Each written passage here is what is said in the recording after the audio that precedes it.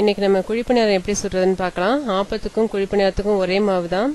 இப்போ நான் ஆப்ப மாவு தான் யூஸ் பண்ண போகிறேன். ஆப்பத்துக்குன்னு அரைச்சி எடுத்த மாவு தான் யூஸ் பண்ண போகிறேன். குழிப்பணியாரத்துக்கும் அதே மாவு தான். இதுக்கு வெங்காயம் 1 கப் எடுத்துக்கோங்க. இப்போ மல்லியும் கருவேப்பிலையும் கொஞ்சம் நறுக்குங்க. எண்ணெய் 1 ஸ்பூன் ஊற்றி கடுகு 1 ஸ்பூன் போட்டு தாளிச்சுக்கோங்க. இப்போ கடுகு நல்லா பொரிஞ்சு வந்ததுக்கப்புறம் வெங்காயம் போட்டு நல்லா வதக்கிடுங்க. வெங்காயம் நல்லா செவந்து வந்தவுடனே மல்லியும் கருவேப்பிலையும் போட்டு ஒரு கிண்டிருங்க. இப்போ இதை ஒரு பாத்திரத்தில் எடுத்து வச்சிருங்க. இதை நல்லா ஆறுனதுக்கப்புறம் குழிப்பணியார மாவோட இதை மிக்ஸ் பண்ணுங்க. இப்போ மாவை எடுத்து வச்சிருக்கேன்.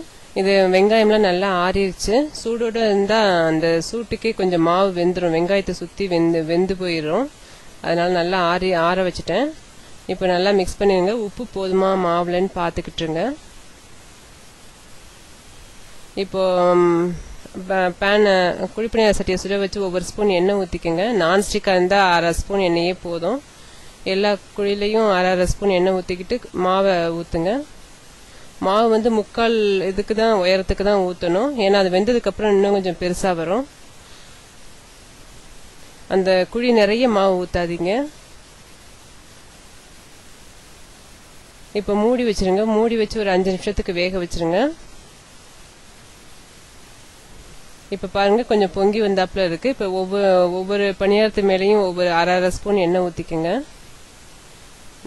இதை திருப்பி விடணும். அதுக்கு முன்னாடி எண்ணெய் ஊற்றிக்கிட்டு திருப்பி விடுங்க.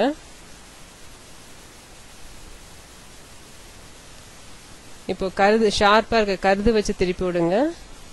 அதுதான் ஈஸியாக திருப்ப வரும்.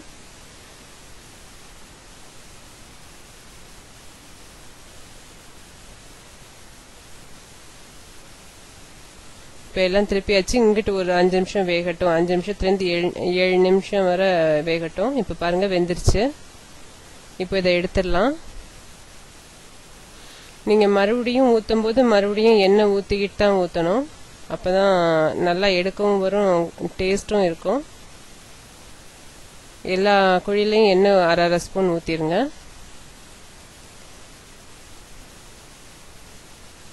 இப்போ குழிப்பணியாரம் ரெடி ஆயிடுச்சு. இதை நீங்கள் சும்மாவும் சாப்பிட்லாம், சாம்பாரோட சேர்த்தும் சாப்பிட்லாம்.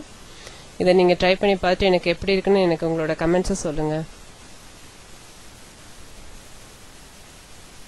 தேங்க்யூ.